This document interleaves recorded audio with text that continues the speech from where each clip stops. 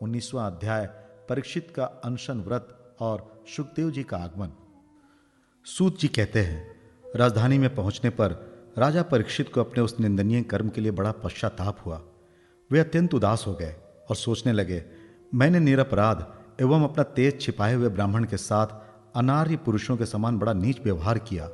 ये बड़े खेद की बात है।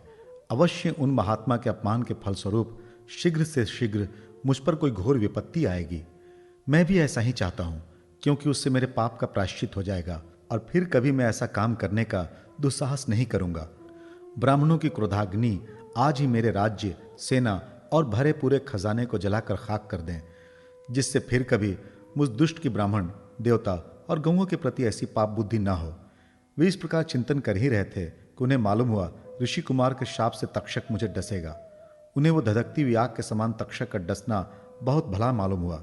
उन्होंने सोचा कि बहुत दिनों से मैं संसार में आसक्त हो रहा था, अब मुझे शीघ्र वैराग्य होने का कारण प्राप्त हो गया। वे इस लोक और परलोक के भोगों को तो पहले से ही तुच्छ और त्याज्य समझते थे। अब उनका स्वरूपतः त्याग करके भगवान श्री कृष्ण के चरण कमलों की सेवा को ही सर्वोपरि मानकर आमरण अनशन व्रत लेकर वे गंगा तट पर बैठ गए। गंगा जी का जल भगवान श्री कृष्ण के चरण कमलों का वो पराग लेकर प्रवाहित होता है, जो श्रीमती तुलसी की गंध से मिश्रित है। यही कारण है कि वे लोकपालों के सहित ऊपर नीचे समस्त लोगों को पवित्र करती हैं। कौन ऐसा मरणासन पुरुष होगा जो उनका सेवन न करेगा। इस प्रकार गंगा जी के तट पर आमरण अनशन का निश्चय करके उन्होंने समस्त आसक्तियों का परित्याग कर दिया और वे मुनियों का व्रत स्वीकार करके अनन्य भाव से श्री कृष्ण के चरण कमलों का ध्यान करने लगे। उस समय त्रिलोकी को पवित्र करने वाले बड़े बड़े महानुभाव ऋषि मुनि अपने शिष्यों के साथ वहां पधारे। संत जन प्रायः तीर्थ यात्रा के बहाने उन तीर्थ स्थानों को ही पवित्र करते हैं। उस समय वहां पर अत्रि, वशिष्ठ, च्यवन, शरद्वान, अरिष्टनेमि, भृगु, अंगिरा, पराशर, विश्वामित्र, परशुराम, उतत्थ, इंद्रप्रमद, इद्मवा, मेघातिथि, देवल, आष्टिशेण, भारद्वाज, गौतम, पिप्लाद, मैत्रेय, औरव, कवश, अगस्त्य, भगवान व्यास, नारद तथा इनके अतिरिक्त और भी कई श्रेष्ठ देवर्षि, ब्रह्मर्षि तथा अरुणादि राजवर्षियों का शुभागमन हुआ। इस प्रकार विभिन्न गोत्रों के मुख्य मुख्य ऋषियों को एकत्र देखकर राजा ने सबका यथा योग्य सत्कार किया और उनके चरणों पर सिर रखकर उनकी वंदना की।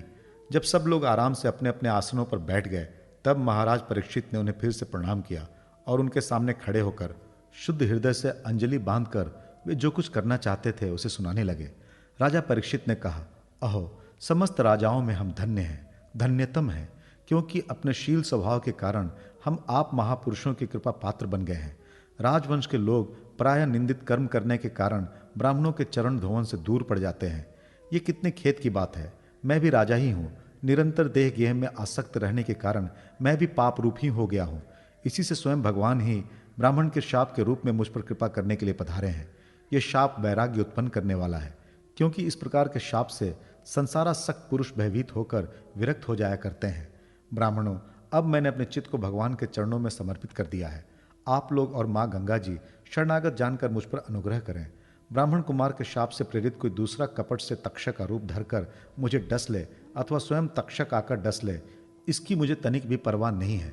आप लोग कृपा करके भगवान की रसमयी लीलाओं का गायन करें। मैं आप ब्राह्मणों के चरणों में प्रणाम करके पुनः यही प्रार्थना करता हूँ कि मुझे कर्मवश चाहे जिस योनि में जन्म लेना पड़े, भगवान श्री कृष्ण के चरणों में मेरा अनुराग हो, उनके चरणाश्रित महात्माओं से विशेष प्रीति हो और जगत के समस्त प्राणियों के प्रति मेरी एक सी मैत्री रहे, ऐसा आप आशीर्वाद दीजिए। महाराज परीक्षित परम धीर थे। वे ऐसा दृढ़ निश्चय करके गंगा जी के दक्षिण तट पर पूर्वाग्र कुशों के आसन पर उत्तर मुख होकर बैठ गए। राजकाज का भार तो उन्होंने पहले ही अपने पुत्र जन्मेजय को सौंप दिया था। पृथ्वी के एक छत्र सम्राट परीक्षित जब इस प्रकार आमरण अनशन का निश्चय करके बैठ गए, तब आकाश में स्थित देवता लोग बड़े आनंद से उनकी प्रशंसा करते हुए वहां पृथ्वी पर पुष्पों की वर्षा करने लगे तथा उनके नगारे बार बार बजने लगे। सभी उपस्थित महर्षियों ने परीक्षित के निश्चय की प्रशंसा की और साधु साधु कहकर उनका अनुमोदन किया। ऋषि लोग तो स्वभाव से ही लोगों पर अनुग्रह की वर्षा करते रहते हैं। यही नहीं, उनकी सारी शक्ति लोक पर कृपा करने के लिए ही होती है। उन लोगों ने भगवान श्री कृष्ण के गुणों से प्रभावित परीक्षित के प्रति उनके अनुरूप वचन कहे। राजर्षि शिरोमणि, भगवान श्री कृष्ण के सेवक और अनुयायी आप पांडु वंशियों के लिए ये कोई आश्चर्य की बात नहीं है, क्योंकि आप लोगों ने भगवान की सन्निधि प्राप्त करने की आकांक्षा से उस राज सिंहासन का एक क्षण में ही परित्याग कर दिया, जिसकी सेवा बड़े बड़े राजा अपने मुकुटों से करते थे। हम सब तब तक यहीं रहेंगे जब तक ये भगवान के परम भक्त परीक्षित अपने नश्वर शरीर को छोड़कर माया दोष एवं शोक से रहित भगवत धाम में नहीं चले जाते। ऋषियों के वचन बड़े ही मधुर, गंभीर, सत्य एवं समता से युक्त थे।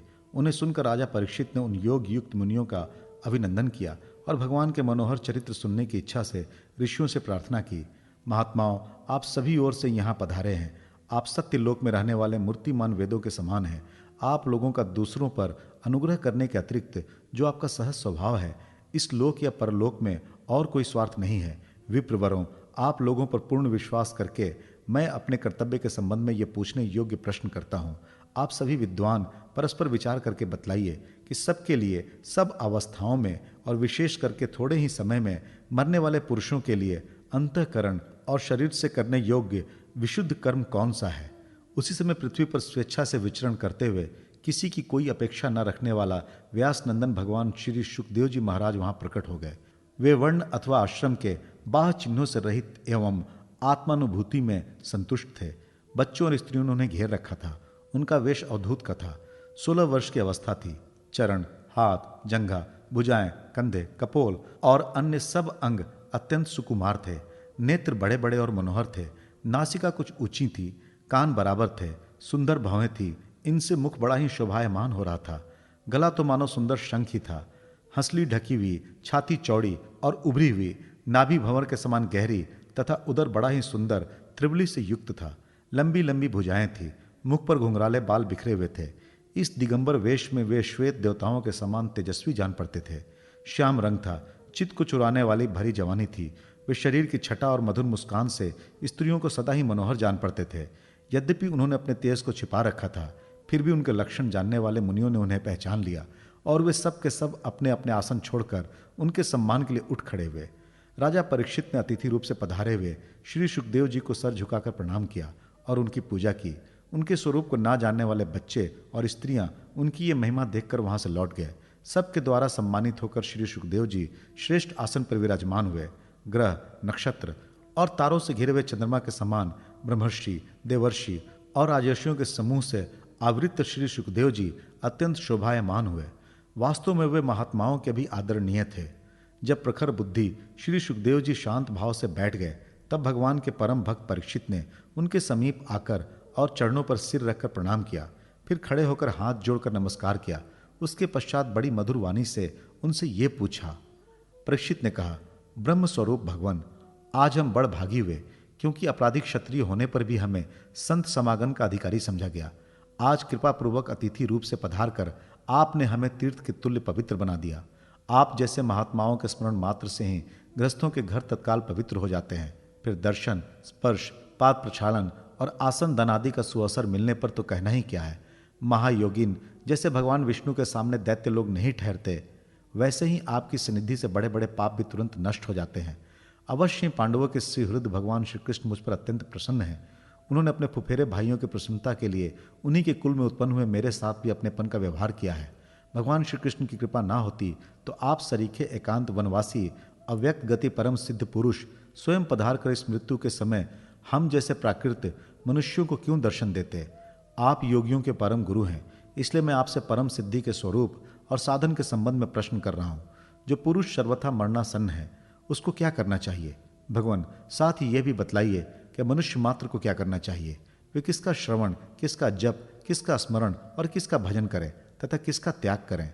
भगवत स्वरूप मुनिवर, आपका दर्शन अत्यंत दुर्लभ है, क्योंकि जितनी देर एक गाय दुही जाती है, गृहस्थों के घर पर उतनी देर भी तो आप नहीं ठहरते। सूत जी कहते हैं, जब राजा ने बड़ी ही मधुर वाणी में इस प्रकार संभाषण एवं प्रश्न किए, तब समस्त धर्मों के मर्मज्ञ व्यास नंदन भगवान श्री सुखदेव जी उनका उत्तर देने लगे।